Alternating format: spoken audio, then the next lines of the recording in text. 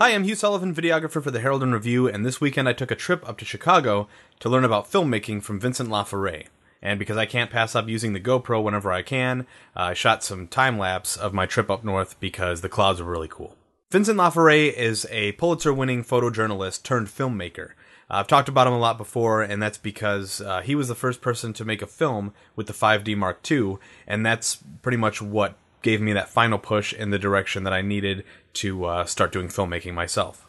A few months ago, he broke his arm in like 6 places, and he was bedridden for a long time, so he posted a picture on Instagram of this giant box of Blu-rays that he bought, and he pretty much just analyzed the use of motion in all of his favorite films. Cut to present day, where he's giving a 10-week, 32-city tour called Directing Motion, and the main focus is on the use of motion in film and how to decide when and why to use it. I almost didn't go. I don't get to use JL Fisher dollies, and I don't have a budget to hire, Steadicam operators and all this stuff, so I thought, how is this going to apply to me?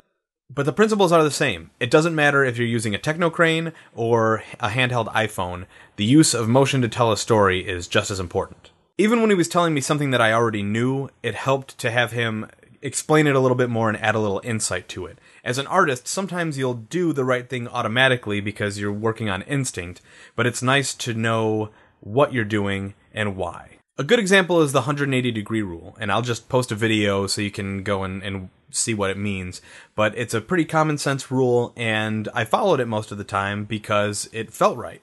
But there was one shoot in particular that I was working on, and I was under the gun, and it was a kind of a weird angle, and I broke the rule. And so I could tell my shot sucked, but I couldn't articulate why. And someone pointed out the 180-degree rule and how I'd broken it, and everything kind of clicked. So now when I'm lining up my shots, I remember that rule, and I can avoid breaking it again. Same thing applies to the general lessons that I learned on this seminar. A lot of these rules I already followed because they made sense, but it's nice to have a name to go with them and to know what kind of problems they cause if you break them. I was also inspired to leave my comfort zone. I make comedies, I like to watch comedies, because I don't like to feel weird or uncomfortable or sad.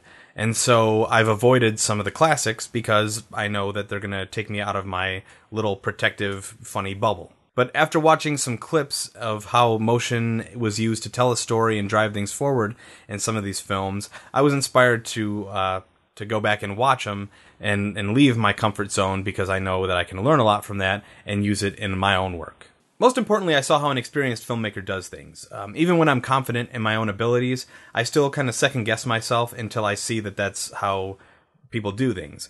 And it's a confidence issue that I need to get over myself, but until I have more experience, it's nice to know that I'm doing things the right way. And the biggest lesson I learned was that if you want to go for something, you just need to jump on board and do it. This guy was a Pulitzer-winning photojournalist for the New York Times. He could have just kept doing that, stayed in his comfort zone, did what he knew, and been considered a huge success. But instead, he wanted to do film, and he just dove into it. Now he's doing Nike commercials, he's making gorgeous ads, and he's well on his way to making feature films. So that's what I learned, and it's great because it'll apply to my filmmaking, it'll apply to my wedding and commercial work, and it'll definitely apply here at the work that I do for the Herald and Review. If you want to see what he's talking about, go check out the tour website. If he's not coming to a city near you, you can actually download the seminar on your computer. And I would also highly recommend checking out his website because he's got a blog where he talks about a lot of his process. And another person that I talk about all the time, cinematographer Shane Hurlbutt, actually has an interview with Laforet on his website, kind of promoting the tour. So it's neat to know that 2 of the my biggest resources for filmmaking information are friends. So thanks for watching. Subscribe to this channel. Go check out my personal channel for some fun filmmaking stuff. And as always, check back every week where I talk about my experiences behind the camera.